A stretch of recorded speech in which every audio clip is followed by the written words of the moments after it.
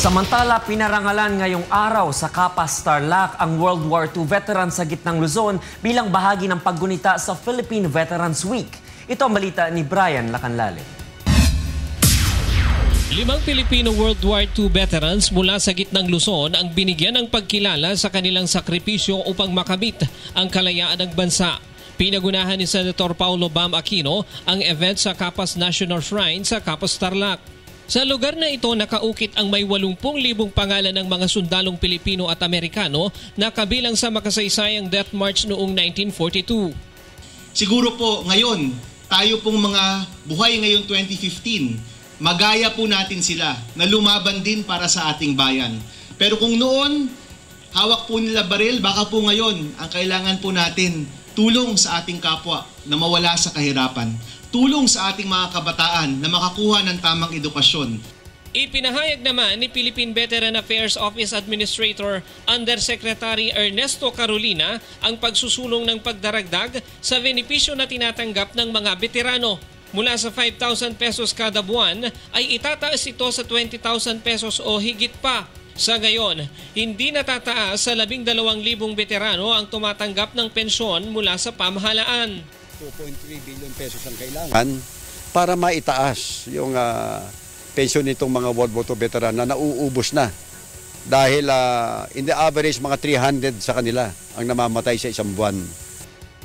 Ipinahayag naman ng mga veterano ang kanilang panawagan na sana'y maipatupad sa lalong madaling panahon ng batas na magtataas sa kanilang mga benepisyo.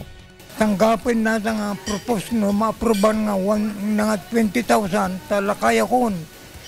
Mula dito sa Tarlac, Brian Lacanlale, UNTV News Worldwide. Namahagi ng 19 na motorized bangka ang pamahalaan sa mga mangingisda sa Dagupan City sa ilalim ng bottom-up budgeting project ng Administrasyong Aquino. Ito ang balita ni Joshua Antonio. Pangingisda lamang ang kinabubuhay ni Mang Romeo. Sa magdamag niya sa laot, kumikita lamang siya ng mahigit 100 piso dahil kailangan niyang bawasin ng gasto sa krudo na 130 pesos at arkila sa bangka na 200 pesos. Kulang na kulang ang kanyang kinikita para sa kanyang pamilya at 4 na anak. Ngunit ngayon malaki na ang kinikita ni Mang Romeo dahil isa siya sa 19 na maswerteng napagkalooban ng libreng motorized bangka ng pamahalaan sa ilalim ng bottom-up budgeting project. Napakalaking bagay po talaga yan. Bakit po? Ano pinagagawa po nito? Dahil po yan, pagka wala kang ganyan, hindi ka makakalaot sa dagat. Pwede lang po yung mga bangkang maliliit na ganyan, dito lang po sa ilog. Mga ilog, wala lang. Ang bottom-up budgeting project ay kilala rin sa tawag na Grassroots Participatory Budgeting Program na kung saan ay may nakalaang pondo para sa pagpapatupad ng mga proyekto sa mahigit 1,000 barangay sa bansa. Layunin nito na matulungan ang mga kababayan natin na walang kakayang makabili ng mga kagamitan upang magkaroon ng pagkakakitahan. Layunin rin nito na mabawasan ang mga Pilipinong mahihirap. Each community has unique needs at tama lamang na sila magsasabi kung saan gagastusin ito. So yan yung bottom-up budgeting. Ibig sabihin, hindi si Pangulo, hindi yung Secretary, hindi yung congressman o senador or mayor or gobernador ang nagsasabi kung saan gagastusin ito. Yung mga komunidad mismo, sila ang nagsasabi, ito yung priority namin. Ang pondo ay manggagaling sa Department of Budget and Management na padadaanin sa Department of Interior and Local Government.